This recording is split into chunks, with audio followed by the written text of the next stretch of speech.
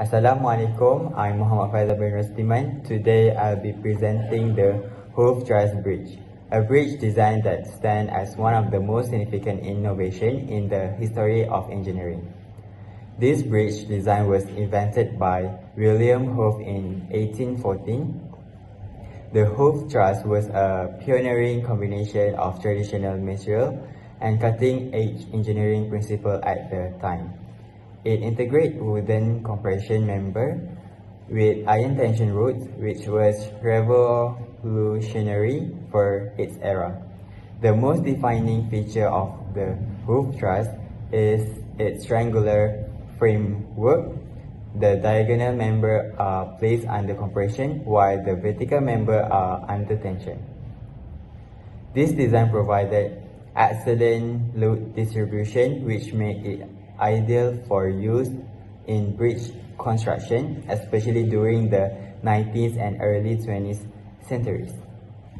The Howe Truss Bridge was widely adopted in both railroad and road bridge construction. The use of wood for the compression member and iron for the tension rod allowed for a balance of strength and material efficiency. Additionally, it was relatively easy to construct as the design allowed for the prefabrication of the truss component. However, despite its advantage, the design did have its limitations. There were challenges with stress concentration in the wooden component, which could lead to perimeter wear and failure. Furthermore, the wooden member, while effective, require constant maintenance due to exposure to weather and environment condition. The objective of this report is to analyze the structure, design, and functionality of the Howe Truss Bridge. Focusing on how it's performed under different loading conditions, we will assess its load distribution, structure behavior, and overall efficiency. We will also highlight both the advantages such as ease of construction and material efficiency, and the limitation like stress concentration and maintenance challenges, which are crucial to understand when evaluating this design. Finally, we will look at the historical significance of the Howe Truss Bridge and its modern relevance. Ni tak payah. We go to the background of the case study. The Howe Truss Bridge, patented by William Howe in 1814, represents a pivotal advancement in truss bridge engineering. The design features a distinctive combination of vertical tension members and diagonal compression members, creating a highly stable and efficient structural system. Initially constructed using a blend of wood for compression elements and iron for tension components, the design's adaptability has allowed it to evolve over time to incorporate modern materials such as steel and reinforced concrete. Next, we go to application of Howe bridge design. Inherent versatility and strength of the Howe truss design make it particularly well suited for a range of applications. Its load-bearing capacity and structural efficiency have led to widespread use in railway bridges. The Howe truss is especially adept at handling the heavy dynamic and static loads typical of railway systems, making it preferred choice during the expansion of rail networks in the 19th and early 20th centuries. A notable example include the High Trestle Trail Bridge in Iowa, USA, which showcased the design's ability to support significant loads and integrating modern aesthetics.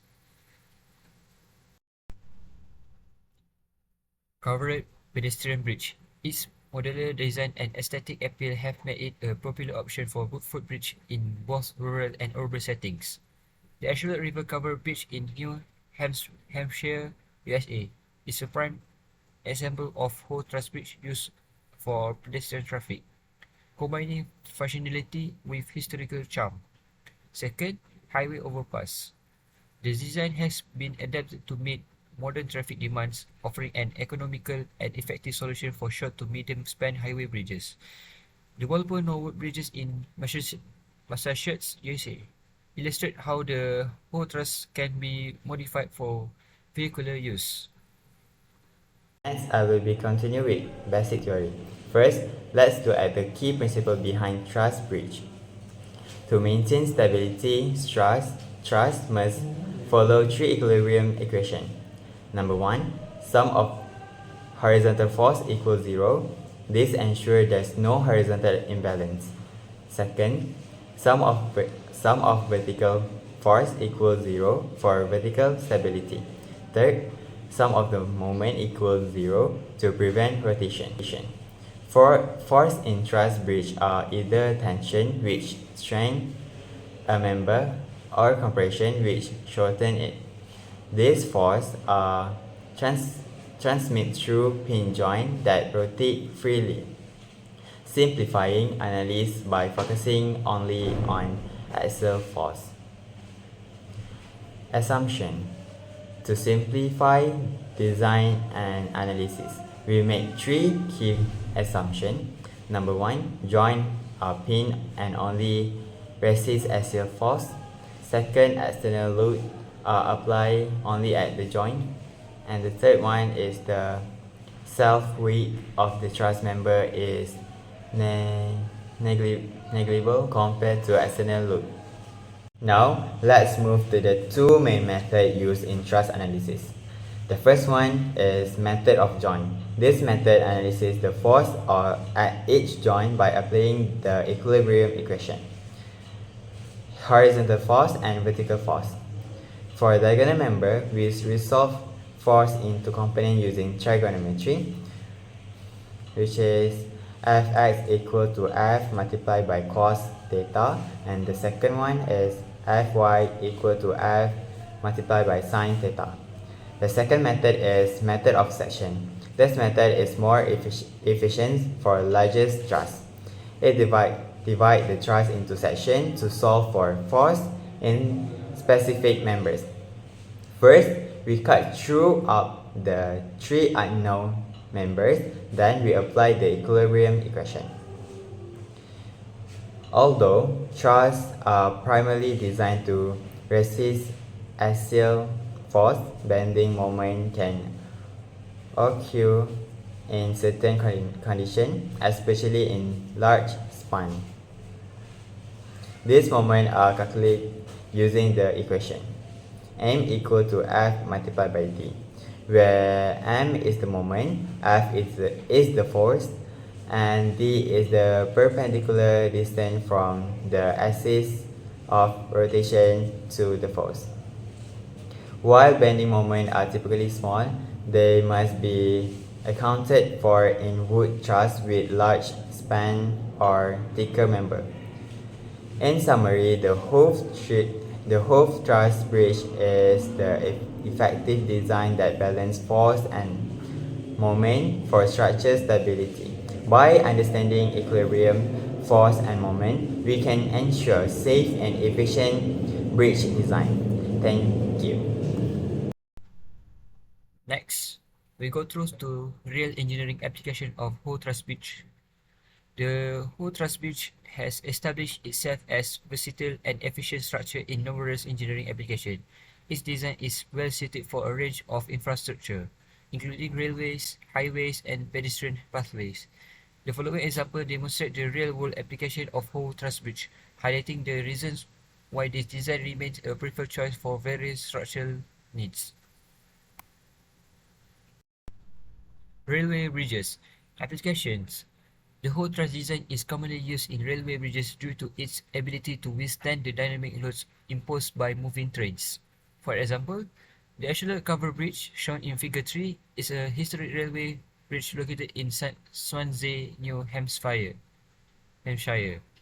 Built in 1859, design is Howe truss design combining wood and iron to handle heavy loads and provide aesthetic appeal. For its original use is railroad bridge, and the significance is notable for its longevity and preservation as part of New Hampshire historic infrastructure.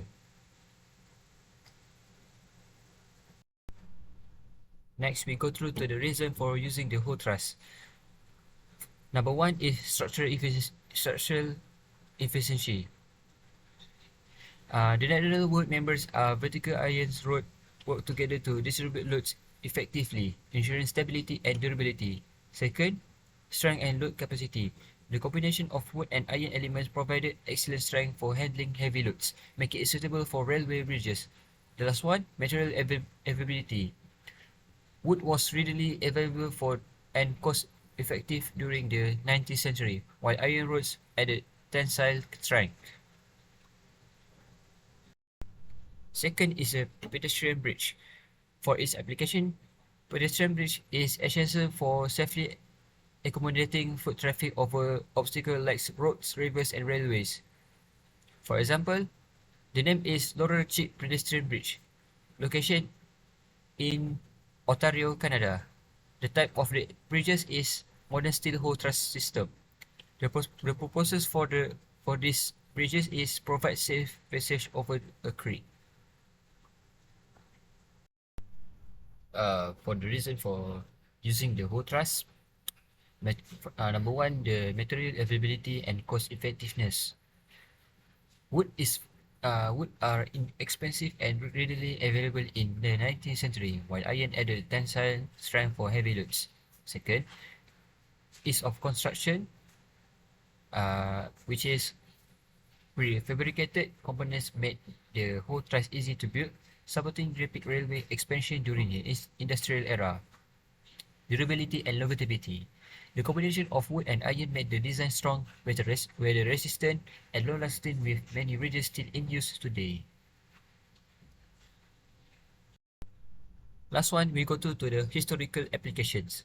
The application is in the 19th century, both truss were widely used in covered wooden bridges to protect against weathering, many of which still stand as cultural landmarks. For example, the name is Cornish One-Saw Bridge, located in Vermont, USA, built in 1866. Significant is one of the longest wooden covered bridge in the United States. The span is Connecticut River.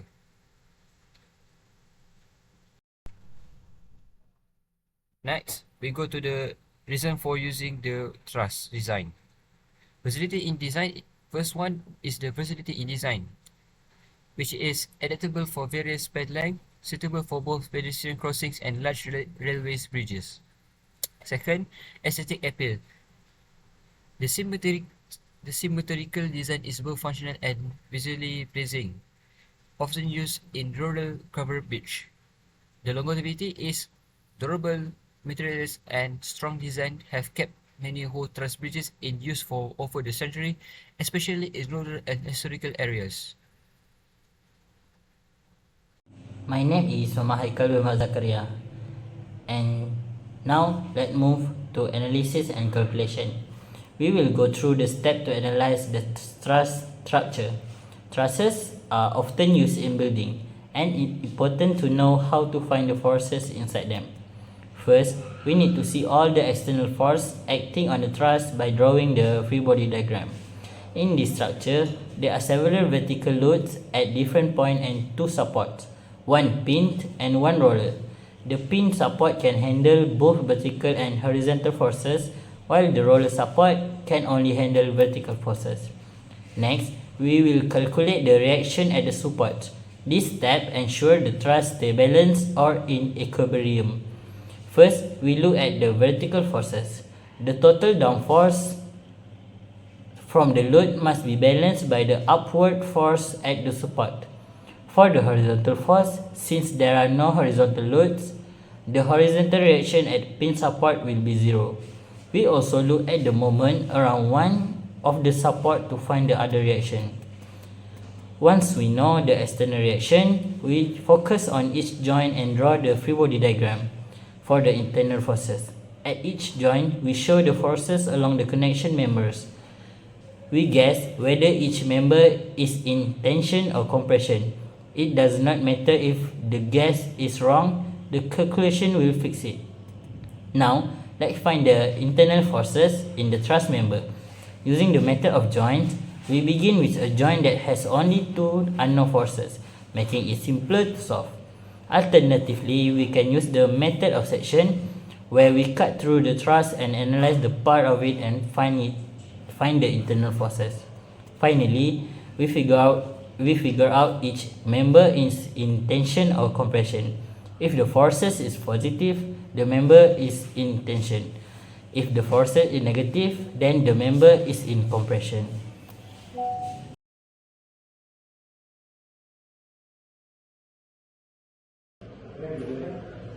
My name is Muhammad Haris Biafizan. Discussion. The Howe Truss bridge is a highly effective design for short to medium span structures, known for its efficient load distribution through tension and compression members. Its material efficiency using wood for compression and steel for tension ensures a balance of strength and cost, while its triangular framework maximizes stability and strength to weight ratio. To analyze a Howe truss, the process starts with drawing a free body diagram (FBD) to identify forces and reactions. Reactions and supports are then calculated for equilibrium. Zero force members are identified to simplify the structure, and forces within members are analyzed using the joint and section methods. This helps determine whether each member is in tension or compression, ensuring a clear understanding of load distribution. The design limitations include wood's vulnerability to decay and a restricted span length compared to modern alternatives, making regular maintenance essential.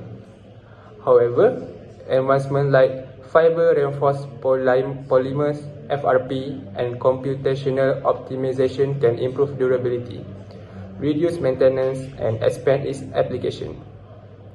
Overall, the Howe truss remains a reliable, durable, and cost-effective solution for various infrastructure needs, with opportunities for enhancement through modern engineering innovation. Lastly, for the conclusion, the Howe Truss Bridge is a durable and efficient structure design that aligns well with the modern infrastructure needs. Its triangular framework, utilizing both tension and compression members, ensure optimal load distribution, making it ideal for various applications such as pedestrian and railway bridge, while the design offers significant benefits such as cost effectiveness and load bearing capacity. Limitations like the use of wood and span length restriction remain. Advancements like integrating steel or fiber reinforced polymers can enhance the truss performance and longevity, making it suitable for longer span and higher durability demands. This evolution of the Howe truss ensuring it relevant in contemporary engineering, bridging the gap between historical engineering and modern innovation. That's all from us. Thank you.